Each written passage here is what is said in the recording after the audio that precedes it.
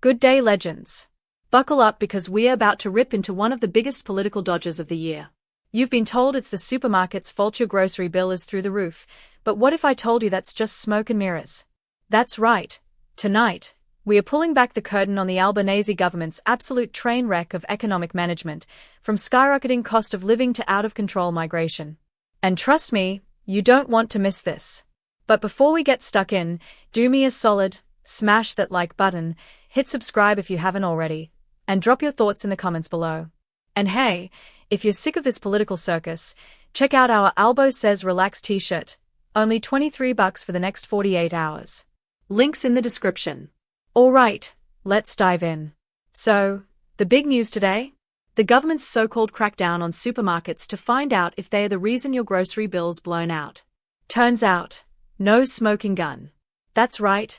After months of blaming Coles and Woolies for jacking up prices, Labour's own inquiry has come up empty. What a shocker. Opposition business manager Michael Sukkar has come out swinging, saying Anthony Albanese takes responsibility for nothing.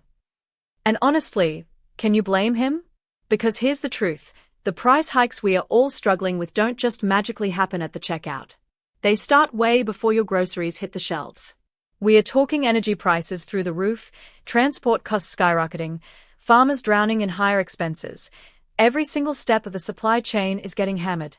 And what's the common denominator? You guessed it, Labour's disgraceful economic management.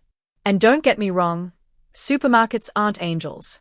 They've got their own sneaky ways of squeezing every last dollar out of you.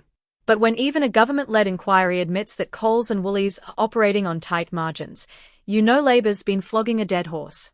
Albanese has used them as a scapegoat to take the heat off himself, but the truth is finally out. He's got no real answers. Now, let's talk about something that really hits home: immigration. Because while Labour's been distracting us with supermarket blame games, they've been quietly running one of the biggest migration surges in Aussie history. New figures just dropped, and here's what they tell us. Overseas arrivals are still way above pre-pandemic levels, even though net migration has slightly dipped. And what does that mean? More pressure on housing, more strain on our roads, more Aussies struggling to find a rental. And here's where it gets really dodgy. This whole big Australia plan? Yeah, Labour never took it to the last election. They never told you they were about to flood the country with 500,000 new arrivals every year while we are already in a housing crisis. No new homes, no infrastructure plan, just pack 'em in and hope for the best. Sukkar's made it clear, the coalition has a different plan. Their goal? Slash net migration to around 160,000 a year. A sustainable number. Because let's be real, how can you bring in 500,000 people every year when we can't even house the people who are already here? Rents are up more than 20%, and first-home buyers? Forget it, they are being squeezed out. And here's the kicker, even if you support migration, which most Aussies do, it has to be planned. Otherwise, we are not just making life harder for ourselves, we are setting up new arrivals for failure too. But Labour? They don't care. They'll tell you one thing before an election, then do the exact opposite the second they are in power. And finally, let's talk about the NDIS, because this is a disaster in the making.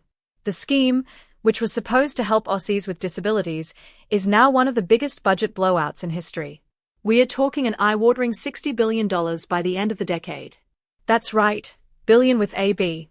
Labour promised they'd keep growth at 8% after making reforms last year, reforms the coalition actually backed, by the way. But guess what? They've already blown past that target. Now it's looking more like 10.5%, and we are not even at the worst of it yet. And here's the real gut punch. While the NDIS keeps ballooning out of control, the people who actually need it are still getting shafted. Families of Aussies with profound disabilities are still fighting tooth and nail to get the support they need while bureaucrats run the whole thing like a dodgy cash machine. So, what's the takeaway here? Simple. Labour's making a mess of everything they touch. From the cost of living to housing, immigration to the NDIS, their track record is nothing but broken promises, economic disasters, and total lack of accountability. But here's the good news. We don't have to put up with it. The next election isn't that far off, and Australians will get to decide. Do we keep heading down this path of economic chaos, or do we choose a government that actually knows how to run the country? One thing's for sure, Albo and his mates can't keep dodging responsibility forever. The cracks are already showing, and sooner or later, Aussies are going to see right through the spin. Now, if you're fired up after hearing all that, make sure you drop a comment below. Are you feeling the pressure of rising costs? Struggling with housing? Sick of the excuses? Let me know. And don't forget, smash that like button, hit subscribe, and check out the merch before the sale ends. Until next time, stay sharp, stay informed, and don't fall for the spin. Catch you legends in the next one.